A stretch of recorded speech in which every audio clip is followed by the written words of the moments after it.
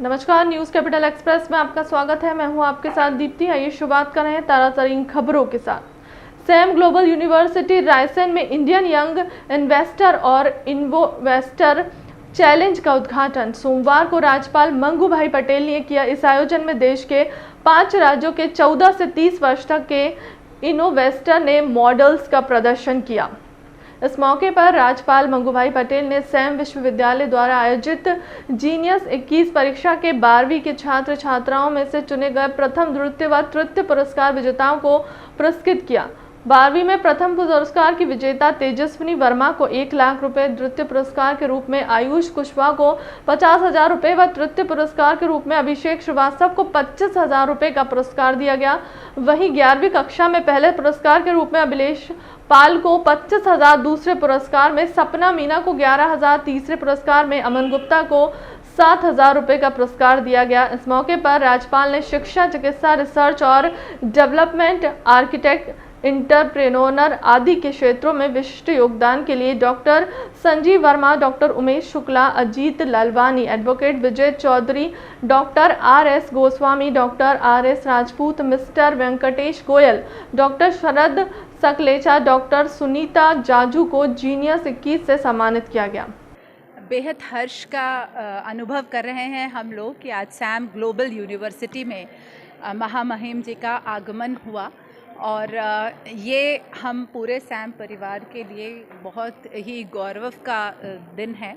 और आज उनके द्वारा यहाँ के एडमिन ब्लॉक का इनॉग्रल भी हुआ और साथ ही यहाँ यंग इंडियंस का इनोवेटर्स का एक कार्यक्रम है, उसका भी उद्घाटन हुआ है।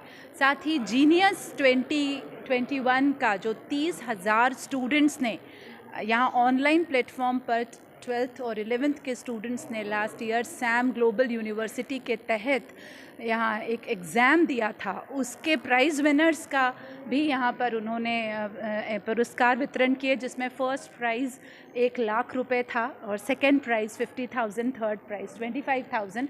तो ये और साथ ही स्कूल्स को भी प्राइज़ दिए गए। इसके साथ ही बहुत गणमान्य व्यक्तित्व जिन्होंने अपने क्षेत्र में बहुत योगदान दिया है और उत्कृष्टता हासिल की है, उनका भी हमने इस मंच से सम्मान किया। तो ये आपको अवार्ड मिला है, कैसा क्या लग रहा है? सर, एक सम्मान की बात है। गवर्नर के हाथों मुकुल कानिटकर के द्वारा इतना बड़ा सम्मान प्राप्त होना, सबसे पहले सैम ग्रुप को बधाई, डॉक्टर हरप्रीत और डॉक्टर प्रीति सलूजा मैडम को बधाइयाँ। और इतना भव्य विश्वविद्यालय का निर्माण और उनकी परिकल्पना और उनकी विजन को दिखलाता है कि वो कितना बड़ा एक सपना साकार करना चाहते हैं। हम सबको उन्होंने यहाँ पर बुलाकर और मुझे बुलाकर जो ये सम्मानित किया है, इसके लिए मैं उनका तहे दिल से शुक्रिया अदा करता हूँ और बहुत बहुत धन्यवाद देता हूँ कि इसी तरह से वो इनोवेशन और इनोवेशन के साथ अपने चीज़ों को आगे बढ़ाते रहें। हम लोगों का सहयोग उनके साथ हमेशा बना रहेगा। धन्यवाद। सरकार की कुछ संस्थाएं बच्चों के बीच में प्रतियोगिताएं कराती है, उन सारी संस्थाओं के साथ मिलकर के सैम ग्लोबल यूनिवर्सिटी ने ये आज का कार्यक्रम यहाँ आयोजित किया, जिसका उद्घाटन था। भारतीय शिक्षण मंडल ने रिसर्च फॉर रिसर्जेंस फाउंडेशन की स्थापना, जो भारत एक समय सारे विश्व में गुरु के रूप में पहचाना जाता था और दुनिया यहाँ पर आकर के सीखती थी, वही स्थिति फिर से कैसे बने और विश्व में मानव कल्याण वाला विज्ञान फिर से कैसे जागृत हो। आज विज्ञान तो बहुत आगे बढ़ गया, लेकिन विकास के स्थान पर विनाश भी अनेक बातों में, चाहे वो पर्यावरण का विषय हो, चाहे आतंकवादियों का विषय हो, तो विनाश हमको चारों तरफ दिखता है। तो यह विकास वास्तविक अर्थ में मानवता को बढ़ाने वाला विज्ञान कैसे बने, इसको लेकर के एक पर्पसफुल, एक अत्यंत प्रभावी ऐसा वैज्ञानिक शोध कैसे बने, इसके लिए रिसर्च फॉर रिसर्जेंस फाउंडेशन काम करता है। सैम ग्लोबल विश्वविद्यालय के हादसे की जांच रिपोर्ट और कार्रवाई के सवाल पर मंत्री भूपेंद्र सिंह ने कहा, भविष्य में ऐसे हादसे ना हो, इसीलिए जांच रिपोर्ट मंगवाई है। प्रदेश में जहां भी काम चल रहा है उनके निर्देशों और एग्रीमेंट की जांच कराएंगे, उसमें सुरक्षा को लेकर स्पष्ट प्रावधान की जांच की जाएगी। अगर लाउखेड़ी घटना में सुरक्षात्मक प्रावधान नहीं किए गए तो यह मामला लापरवाही की श्रेणी में नहीं या हत्या की श्रेणी में आता है। अगर जरूरत पड़ेगी तो हत्या के केस में मामला रजिस्टर करने को कहेंगे। कंपनियां एग्रीमेंट और उसके प्रावधान का पालन कर रही हैं या नहीं, उसका प्रशिक्षण करेंगे। आगे इस तरह की घटनाएं ना हो, उसको पूरी तरह से सुनिश्चित करेंगे। इसीलिए हमने तत्काल जांच के आदेश दिए हैं। और उसकी रिपोर्ट शाम तक बुलाई है। उस रिपोर्ट में वो ये दोबारा हादसे ना हो उस बारे में अपनी रिपोर्ट देंगे। और ये जो पूरा काम चल रहा है प्रदेश में जहाँ पर भी चल रहा है, इसमें हम पूरे जो निर्देश हैं, जो एग्रीमेंट है, उसकी जांच कराएंगे और उसमें क्या इस तरह के स्पष्ट प्रावधान है कि नहीं है कि अगर कोई ऐसी घटना होती है तो पूरी तरह से इसमें जो लापरवाही है वो ना हो। इसके सुरक्षात्मक उपाय क्या होना चाहिए, वो थे कि नहीं थे। तो मतलब अगर सुरक्षात्मक उपाय नहीं थे तो जो है ये लापरवाही की श्रेणी में भी नहीं आता, ये तो अपराध की हत्या की श्रेणी में आता है। तो सब प्रकार से उसको देखेंगे और ज़रूरत पड़ेगी तो उसको हत्या के केस में भी अगर ज़रूरत पड़ेगी तो उसको हम लोग कहेंगे। और जो एग्रीमेंट है, आगे कंपनियां उस एग्रीमेंट का पालन कर रही है कि नहीं कर रही है, एग्रीमेंट में क्या प्रावधान है, ये पूरा हम इसका परीक्षण करेंगे और आगे इस तरह की घटना ना हो उसको पूरी तरह से सुनिश्चित करें। लावखेड़ी सीवरेज हादसे को लेकर नगरीय विकास और आवास मंत्री भूपेंद्र सिंह ने कहा, निश्चित रूप से कल जो घटना हुई वो बहुत ही दुखद है। कल जानकारी मिलते ही मैंने जांच के आदेश दे दिए हैं। आज शाम तक जांच रिपोर्ट आ जाएगी। प्रथम दृष्टया या लापरवाही का मामला बनता है। पुलिस धारा 304 में केस रजिस्टर कर मामले की जांच करेगी। विभागीय स्तर पर जो एजेंसी है उसके खिलाफ हम क्या कार्रवाई कर सकते हैं वो भी देखेंगे। सख्त से सख्त कार्रवाई हम करेंगे। पीड़ित परिवार की अधिकतम मदद हम करेंगे। यदि किसी भी तरह की नई वेव आने की स्थिति बनती है तो चिकित्सीय व्यवस्थाएं भी हमने चुस्त दुरुस्त की है। हॉस्पिटल में बिस्तरों के बढ़ाने की बात हो या पीडियाट्रिक वार्ड के अपलिफ्टमेंट की बात हो, पीडियाट्रिक आईसीयू बनाने की बात हो, दवाइयों के प्रोक्योरमेंट की बात हो, ऑक्सीजन जनरेशन और ऑक्सीजन स्टोरेज की कैपेसिटी बढ़ाने की बात हो, हेल्थ वर्कर की ट्रेनिंग की बात हो, हर स्तर पर हमने काम किया है।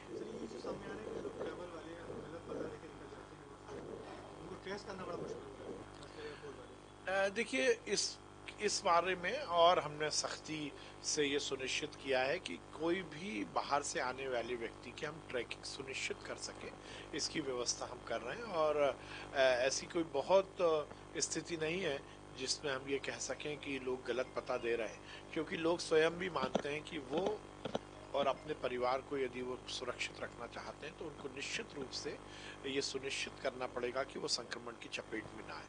हमने ये जो भी हमारा केंद्र सरकार का प्रोटोकॉल है उसको हम पालन करते हुए हर एक हमारे बाहर से आने वाले व्यक्ति की हम ट्रैकिंग कर रहे हैं। भाजपा किसान मोर्चा भोपाल ग्रामीण ने प्रदेश अध्यक्ष दर्शन सिंह चौधरी के निर्देश अनुसार प्रेस वार्ता आयोजित कर 16 दिसंबर को प्रधानमंत्री नरेंद्र मोदी के प्राकृतिक खेती को लेकर किसानों को संबोधित करेंगे। भोपाल ग्रामीण किसान मोर्चा सभी 10 मंडलों में कार्यक्रम करेंगे। प्रेस वार्ता में प्रदेश उपाध्यक्ष भगवान सिंह मीणा, प्रदेश मंत्री पदम सिंह ठाकुर, जिलाध्यक्ष राज ठाकुर, मीडिया प्रभारी मनोहर मीणा उपस्थित रहे।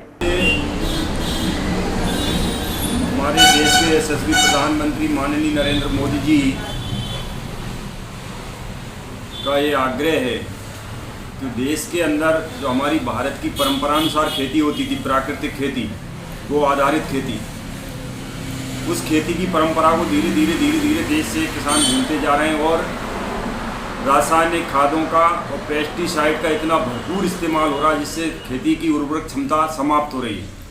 साथ ही उस रासायनिक खाद और पेस्टिसाइड से जो उत्पादन हो रहा है देश के अंदर, उससे जो उत्पादन हो रहा है उसको जो उपयोग में ला रही जनता, देश की जनता, उससे अनेक प्रकार की विभिन्न प्रकार की बीमारियां पैदा हो रही हैं। व्यक्ति की प्रतिरोधक क्षमता समाप्त होती जा रही है।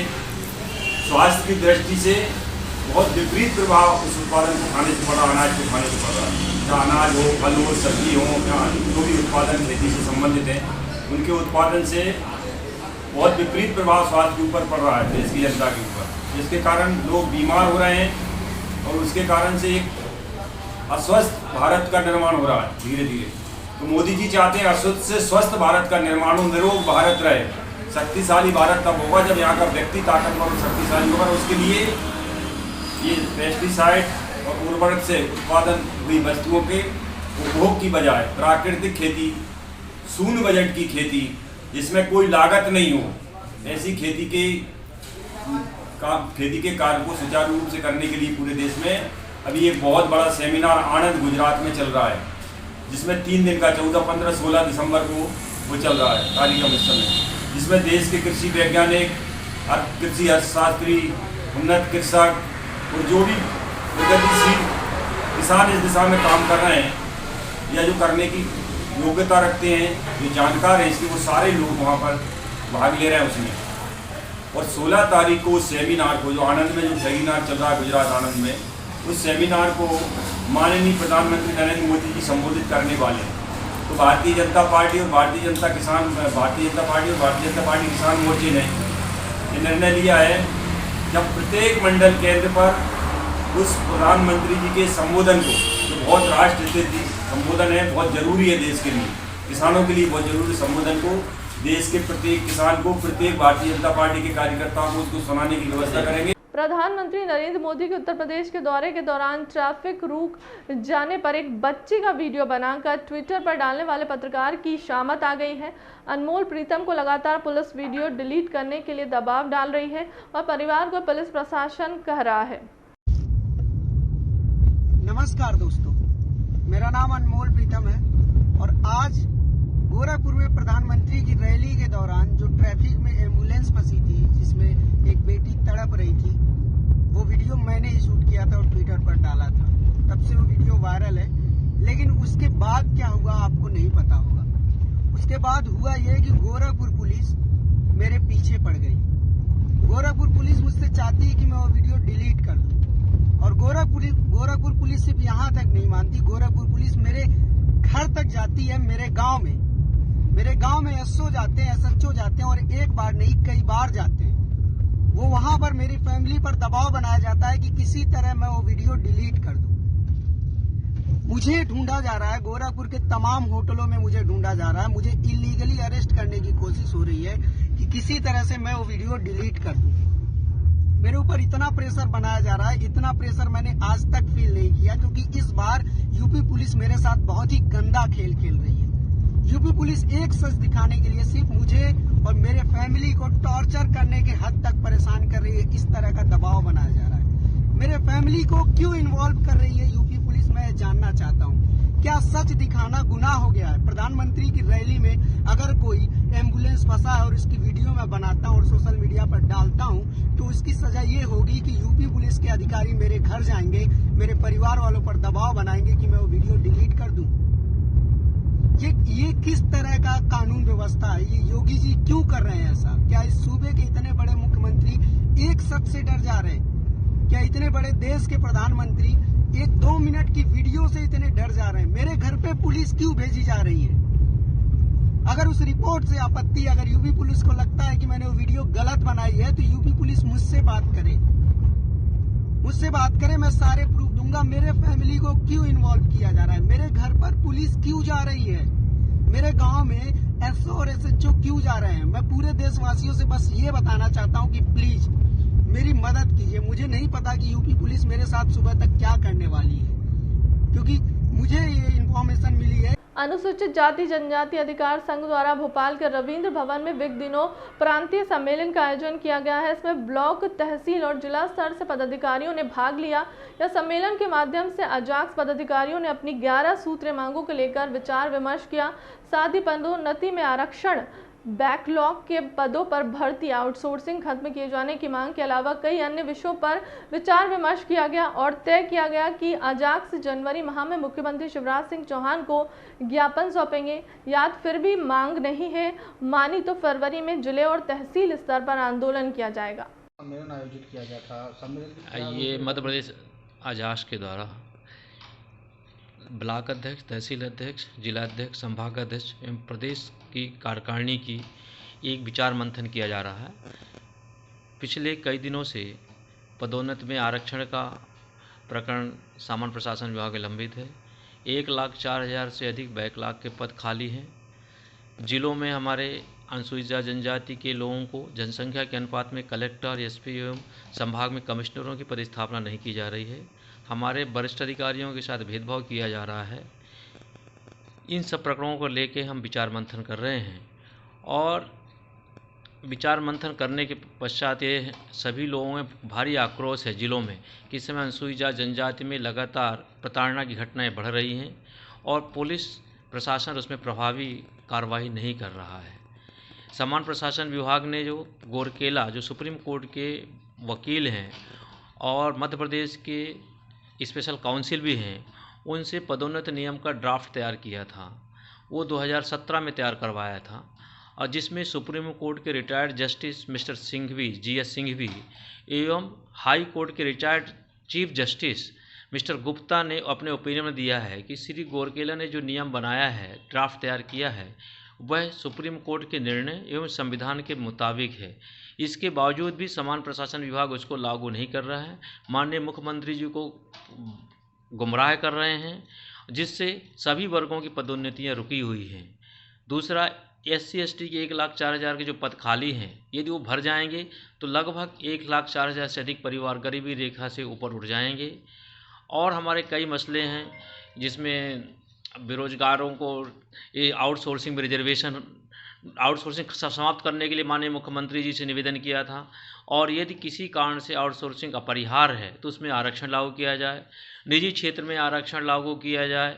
इन सब बातों के लेकर यदि हमारी सरकार नहीं मानेगी तो हम जनवरी के प्रथम सप्ताह में हर ब्लॉक तहसील से रैली निकाल के माननीय मुख्यमंत्री जी को कलेक्टर के माध्यम से ज्ञापन देंगे एवं जनप्रतिनिधि माननीय विधायक और माननीय मंत्रियों को ज्ञापन देंगे और इसके पश्चात जनवरी के लास्ट वीक में हम भारतीय जनता पार्टी जिलाध्यक्ष सुमित पचौरी के द्वारा जारी पत्रकार वार्ता में बताया गया कि 15 दिसंबर 2021 को भारतीय जनता पार्टी भोपाल जिला कार्य समिति और 3 दिवसीय प्रशिक्षण शिविर 15, 16 और 17 दिसंबर 2021 को आयोजित की गई। कार्यकर्ता को रात दिन प्रशिक्षण स्थल पर रहेंगे। प्रतिनिधियों का पंजीयन सूचीबद्ध पंजीयन करने के पश्चात ही प्रवेश दिया जाएगा। कुल 15 प्रशिक्षण सत्र रहेंगे। भोपाल जिले से तय किए गए नाम लगभग 220 प्रतिनिधि प्रशिक्षण शिविर में रहेंगे। प्रशिक्षण भवन का नाम CDS स्वर्गीय विपिन रावत के नाम पर और भोजनालय का नाम स्वर्गीय ओम यादव, आवास भवनों के नाम स्वर्गीय अरविंद कोटकर और स्वर्गीय विजेश लुनावत के नाम से रहेंगे। प्रशिक्षण वर्ग में 15 सत्र हैं, 15 वक्ता आएंगे और कार्यकर्ताओं को उनके विषय के आधार पर वे अपना विषय रखेंगे और कार्यकर्ताओं को प्रशिक्षित करेंगे। और चूंकि प्रशिक्षित करना भारतीय जनता पार्टी की रीति नीति है, तो प्रशिक्षण के आधार पर और अपने काम के आधार पर भी कार्यकर्ताओं को प्रशिक्षित करना ये भारतीय जनता पार्टी की कार्यशैली है। हमने उस सभागार स्थल का नाम CDS स्वर्गीय विपिन रावत जी के नाम पर उस सभागार का नाम करा है। भोजन का जो हमारा स्थल है, उस स्थल का नाम स्वर्गीय ओम यादव जी के नाम से हमने रखा है, क्योंकि वो भारतीय जनता पार्टी के बहुत वरिष्ठ नेता थे और लगातार भोजन की व्यवस्था का काम संगठन की ओर से ओम यादव जी देखते थे, इसलिए उनके नाम पर भोजन की व्यवस्था का जो स्थल है उनके नाम से रखा गया है। स्वर्गीय अरविंद कोटेकर जी लगातार भारतीय जनता पार्टी के प्रशिक्षण का काम देखते थे, इसलिए आवासों को 2 हिस्सों में हमने डिवाइड करा है। तो आधे आवास के हिस्से का नाम स्वर्गीय अरविंद कोटेकर जी के नाम से रहेगा और जो दूसरा सेक्शन है वो स्वर्गीय विजेश लुनावत जी के नाम पर रहेगा। वह भी संगठन के प्रबंधन के काम को, चुनाव के काम को बहुत लंबे समय से देखते थे, इसलिए हमने इन सभी लोगों के नाम पर स्थल का नामांकन करा है। इसके बाद सत्र जो हमारे चलेंगे, आम जनता के हक में उनके अधिकारियों के लिए लड़ना मध्य प्रदेश के मुख्यमंत्री शिवराज सिंह चौहान को पसंद नहीं है। भारत एक लोकतांत्रिक देश है और यहाँ संविधान का राज है। ऐसे में आप सबसे पूछता हूँ कि क्या अवैध रेत उत्खनन पर सवाल उठाना गलत है? क्या आदिवासियों के लिए पट्टों की मांग करना गलत है? एक व्यक्ति क्षेत्र की जनता को 31 साल से राजनीतिक तौर पर ठग रहा है और अपने गृह ग्राम जेत में आम जनता को पीने का पानी तक उपलब्ध नहीं करा पा रहा है। ऐसे में सवाल उठता है, गलत नहीं है बल्कि ज़रूरी होता है। मुझे शिवराज सिंह चौहान राजनीतिक दुर्भावनाश कानूनी मामलों में फंसाने का षड्यंत्र कर रहे हैं और मेरे 10 अन्य किसानों को भी उसमें जेल भेजा जाता है और मेरे ऊपर उसमें 3 प्रकरण बनाए जाते हैं। जो एक प्रकरण जेल में भी बनाया जाता है, क्योंकि जेल में उस समय मेरे किसान भाइयों को ठीक से भोजन नहीं दिया जा रहा था, तो मैंने वहां पर भी अनशन करने का कार्य किया है, जिसका मैंने किसानों का सत्याग्रह और मामा बेनकाब पुस्तक में पूरा विस्तार से वर्णन किया है, जिसमें पीछे अखबार की वो सत्य प्रतिलिपियां भी है जो उस समय समय पर प्रकाशित हुई है। मित्रों, उस समय पहली बार मेरे जीवन में मेरे ऊपर 3 केस लादे जाते हैं, और आप देखेंगे 2005 से लेकर 18 तक मेरे ऊपर एक भी केस नहीं बनाया जाता है। क्यों? क्योंकि मैं क्रिमिनल नहीं हूं, मैं अपराधी नहीं हूं, मैं अपराधियों के खिलाफ बोलने वाला एक कांग्रेस का सच्चा सिपाही हूं, मैं जनता का सिपाही हूं, जनता की आवाज उठाता हूं। और यही बात हमारे मुख्यमंत्री जी को पसंद नहीं आई।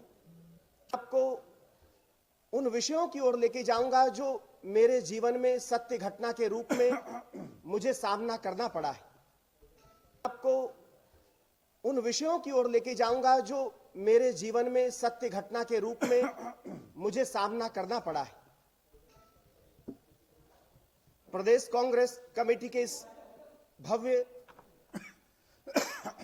हॉल में ये जो पत्रकार वार्ता है, ये सत्य के लिए और अन्याय के खिलाफ ये पत्रकार वार्ता है, और सत्य कैसे स्थापित हो इसको लेकर हमारे नेता सतत चिंतित हैं और तत्पर भी हैं। यही कारण है कि ये छोटे से कांग्रेस के कार्यकर्ता के लिए ये पत्रकार वार्ता इसलिए की जा रही है ताकि जनता तक प्रदेश की वर्तमान की हिंसक सरकार का जो रवैया है दमनकारी, वो जनता तक पहुंचे। फिलहाल के लिए अब तक की खबरों में इतना ही। देश दुनिया की तमाम बड़ी खबरों के लिए बने रहे हमारे चैनल के साथ। नमस्कार।